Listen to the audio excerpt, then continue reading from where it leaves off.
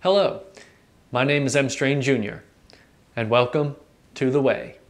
For the 5th episode of our introductory season, I would like to talk to you about subjective versus objective views in general and how they apply to the Bible. In 1953, Ray Bradbury published his book Fahrenheit 451. The title refers to an autoignition point, the temperature at which book paper will spontaneously burst into flame. This figure is according to a fire chief to whom he spoke to over the phone, and he never actually took the time to research it himself, but he liked the number, he liked the way it sounded, and so he made it into the title of his book. The story involves a future America, where books have become so offensive that they are regularly burned, and people hoarding them are severely punished. Citizens instead constantly watch television on huge screens that cover their walls, and they listen to seashell radio, which is an idea he came up with before portable radio even came out on the market. Firefighters, such as the main character, are the ones actually burning the books, because supposedly the homes have become fireproof and so they have no other job. Instead of putting fires out, they create them. This leads to people being superficial and mostly stupid. Readers found Bradbury's message about government censorship a strong one, and so Fahrenheit 451 went on to be one of his most famous novels. But there's a little twist in the tale. Ray Bradbury swore that his books were not at all about government censorship. His message was simply about how he felt that technology was dumbing people down. Families were increasingly spending their time watching shallow entertainment on TV than reading from good books and gaining knowledge. Being a self-proclaimed library person, this was all very vexing to him. And to go even further, the main reason why he wrote the book in the first place was because he needed money, and he was looking for something that would sell. So what we see here is a difference between a subjective view and an objective view. Those reading his book subjectively took all kinds of ideas from it, such as his main theme being about government censorship. But objectively, taking Bradbury's true motives into account, we can see the real points that he was actually trying to make. Are subjective views false? Well, they could be if they don't align with reality. And some people are so stubborn with the way that they see things that they become angry and even violent when they're actually faced with reality. At the University of California in Los Angeles, UCLA, Ray Bradbury actually walked out of a classroom when the students insisted that his book was about government censorship, despite his protest that he knew his own book better than they did. And of course, the main reason why the students believed those things in the first place was because those were the ideas that the teachers taught them in their school. They didn't think for themselves. They were so indoctrinated that they took the ideas that were taught to them over the word of the man who actually wrote the book. This sort of subjectivism is one of the leading causes for why there is such disorder and misinformation in the church. Throughout his letters now found in the New Testament, Paul constantly urged his followers to be of one mind and of one body and of one spirit. He sought unity in the church. Yet today, it's estimated that there are over 40,000 different denominations of Christianity around the whole world, and most of them exist because of different views of Paul's letters. That, my friends, is called irony. And the majority of these views spring from one translation or another, leaving each doctrine grounded in poor renderings from ancient languages to hundreds of modern languages. I can't tell you how many times I heard someone in my Baptist church or an outside conversation tell me what a particular Bible passage meant to them. Come to think of it, I recall being a student at the teen group in my Baptist church, and we were given daily devotionals in which we would have to read a verse or some verses and have to write down what we thought that particular passage meant to us. And it used to frustrate me because we were never actually told what those verses said, leaving each of us with our own private interpretations, which I could swear Paul advised against. So many times I heard, "So this is what this verse means to me." And my thought would immediately be, yes, but what was the writer actually trying to say? Subjectivism gets so bad that people indoctrinated with opinion sometimes see facts as other people's opinions. I can show someone plainly what the Bible really says, and one of the first responses I get is, well, you could have your opinion, and I could have mine. But to me, it's not about opinion, it's about truth. Christianity claims to follow the one true God, yet individual Christians have different ideas as to who this God is, essentially creating an innumerable number of different gods who are all different from the God of the Bible. If my dad works at a job where he delivers medical gases, which he presently does, and a friend of mine insists that my dad works at a nursing home because he saw my dad there while on a visit to see his grandmother, my friend is wrong. His perception does not define where my dad works. He's not talking about my dad because my dad does not work at a nursing home. He is instead talking about a version of my dad who only exists within his worldview. Okay, that maybe sounds like a silly example, but so many of these different views of the Bible can actually be quite ridiculous at times. There are those, like the Rock of Ages guy that I mentioned in a previous video, who think that when Abraham told his son Isaac that God would provide a lamb for their sacrifice, that Abraham was prophesying the sacrifice of Jesus. I was told that this must be true because, inevitably, a ram was provided for the sacrifice and not a lamb, and so therefore Abraham must have been talking about Jesus. My question concerning that is, since when did Abraham become a prophet?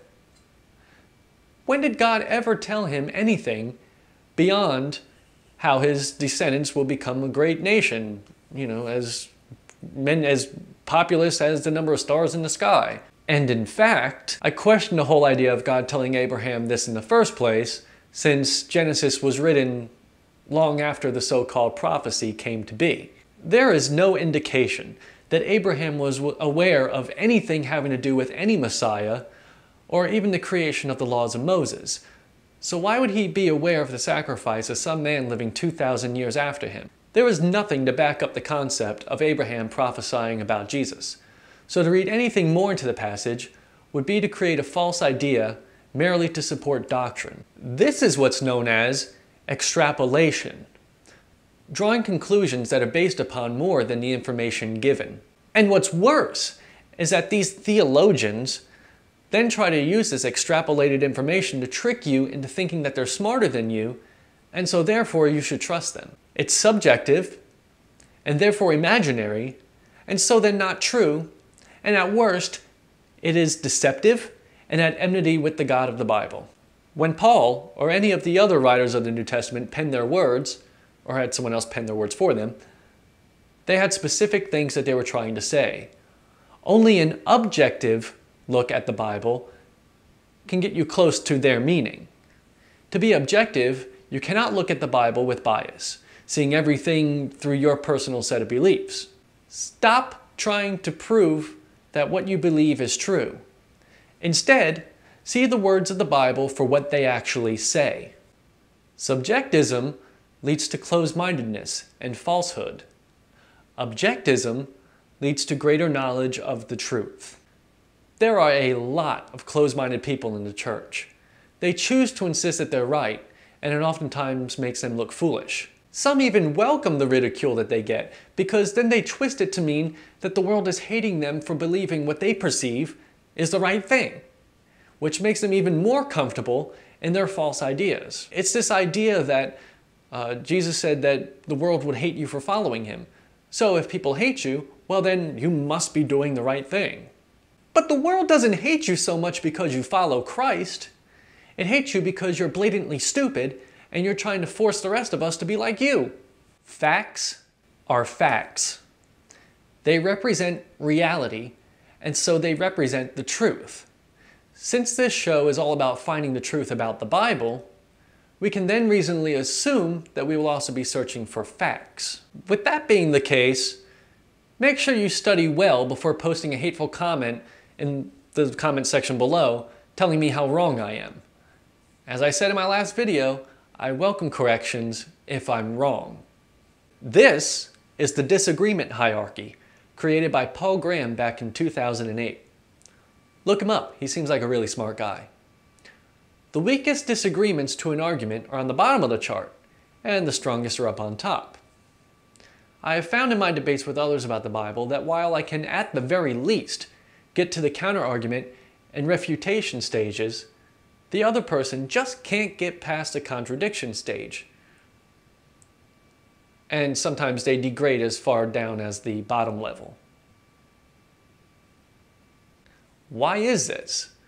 Because while I have obvious facts, as in reality, to back up my claims, most of those who defend a particular doctrine are left with little more than their own baseless ideas and the nutty sayings taught to them by their parents and/or pastors.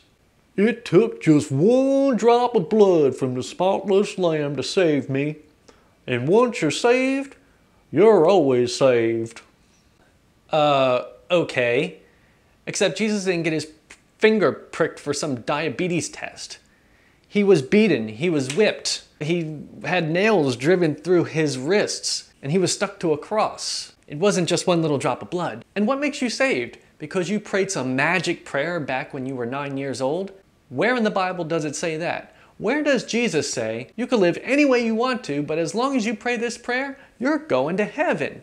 The way you live your life does not at all reflect the lifestyle Jesus promoted. What makes you think that one little drop of blood and some magical salvation prayer is going to get your lazy butt into heaven? Okay, I don't really talk like that in conversation. And I actually have emotion when I speak. But that's more or less what I want to say. What I really want to do is smack them in the back of the head for being so stupid. One subjective idea extrapolated from the Bible that gets me irritated is the concept of Maria of Magdala, Mary Magdalene, being a whore. You see this in nearly every Jesus movie out there, most graphically in The Last Temptation of Christ, which I just recently saw and it was terrible. But the Bible never says that she was a whore. Not anywhere. In the Gospel of a Gentile believer we know as Luke, it says that Mary Magdalene had 7 demons cast out of her. This was also echoed in the extended ending of the book of Mark. I'll get into this whole extended ending thing, far down the road. But elsewhere, no mention is made of this demon thing. This Mary Magdalene, was a devout believer who, along with some other women, helped fund Jesus' ministry. There is nothing that says that she was the woman caught in adultery, and there is nothing that says that she slept around with a bunch of men. This godly woman has been slandered throughout the centuries, and I think it's finally time that we give her memory some peace. While a subjective view of the world traps you in a stale closed-mindedness, full of deceit and wishful thinking, an objective view of the world is shined upon by the light of truth, and in that light you will truly be free. Decide now which you would rather choose, because if you choose the first, the subjective view, the rest of the series will do nothing but anger and confuse you. If you choose the second, the objective view, you'll find that the words of the Bible are far different than you may have been led to believe, and you will be on the true path to knowledge, wisdom, and greater unity with the God of the Bible. Now, if I really wanted to, I could rant about this topic and go longer than even my previous videos. But for your sake, I'll withhold some of what I have to say for future episodes. This one is long enough. If you like what I'm saying, and even if you don't, make sure to comment below. I'd love to hear from you. And also make sure to rate this video and subscribe to my channel so that you can be updated every time I post a new video to YouTube. And come, walk with me along the way. Everyone is welcome in this quest for biblical truth.